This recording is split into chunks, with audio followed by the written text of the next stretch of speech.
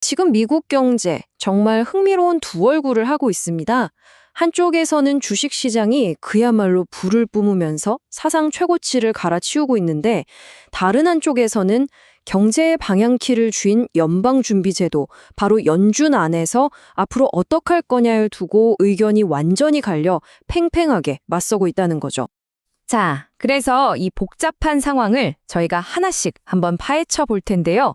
먼저 새해 들어서 시장이 얼마나 뜨거웠는지부터 보고 그 화려한 이면에서 벌어지고 있는 연준의 치열한 논쟁 속으로 들어가 보겠습니다.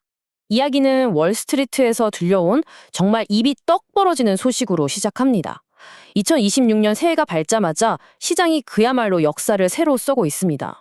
보세요. 미국을 대표하는 우량주 30개를 모아놓은 다우존스 지수가 드디어 사상 처음으로 49,000선을 뚫어버렸습니다.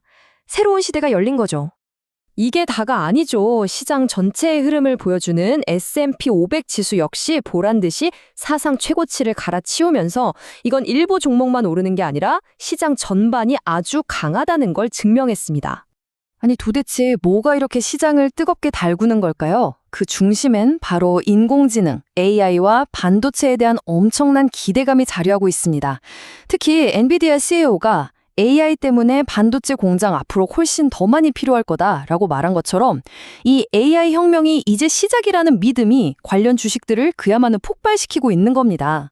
자, 그런데 이렇게 투자자들이 축배를 들고 있는 바로 그 시각에 미국 경제의 컨트롤 타워인 연방준비제도, 연준의 분위기는 아주 심각합니다. 그 안에서는 아주 중요한 논쟁이 한창이거든요. 바로 이 지점에서 오늘의 핵심 질문이 나옵니다.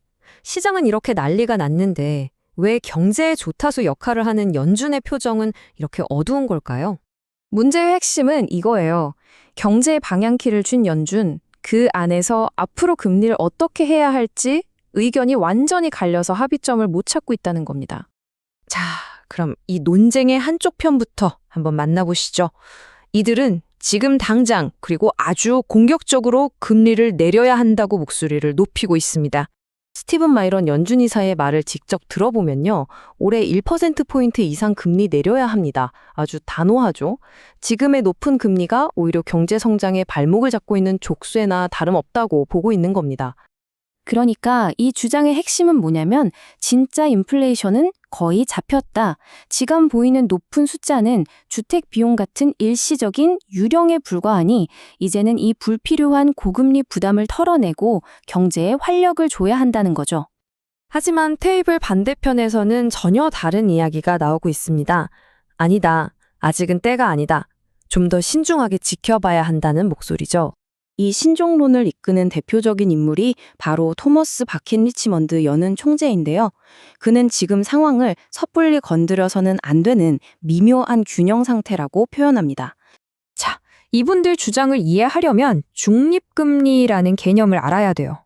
이게 뭐냐면 경제를 너무 뜨겁게도 너무 차갑게도 만들지 않는 말 그대로 딱 좋은 이상적인 금리 수준을 말하는 겁니다.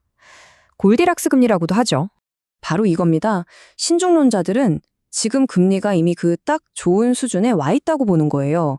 그래서 여기서 섣불리 금리를 내렸다가 어렵게 맞춘 이 균형이 와르르 무너질까 봐 걱정하는 거죠. 그래서 데이터를 더 보자고 하는 겁니다. 자, 이렇게 놓고 보니까 연준 안에 두 시각이 정말 명확하게 보이죠. 당장 행동에 나서서 경제를 부양하자는 쪽, 즉 비둘기파와 아니다, 아직은 불확실하니 좀 더 지켜보자는 지혜로운 올빼미파의 팽팽한 대결 구도입니다. 그런데 이 높은 분들의 논쟁이 사실 우리랑 무슨 상관이냐고요? 아닙니다. 이게 바로 여러분의 주택담보대출 금리, 자동차 할부금, 심지어 내 일자리와 저축통장의 가치까지 모든 것에 직접적인 영향을 미칩니다. 정말 중요한 문제예요.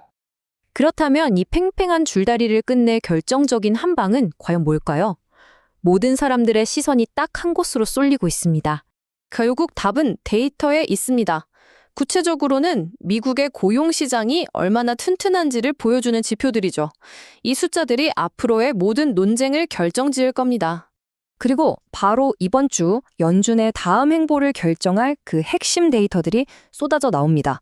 구인 보고서부터 실업수당 청구 건수, 그리고 가장 중요한 공식 고용 보고서까지 이 숫자 하나하나에 전 세계가 주목하고 있는 거죠.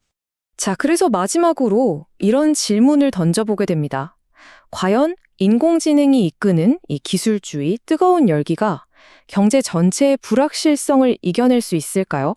아니면 결국은 차가운 경제 현실, 즉 펀더멘탈이 시장의 뜨거운 기대를 꺾게 될까요? 곧 발표될 데이터가 그 첫 번째 힌트를 우리에게 줄 겁니다.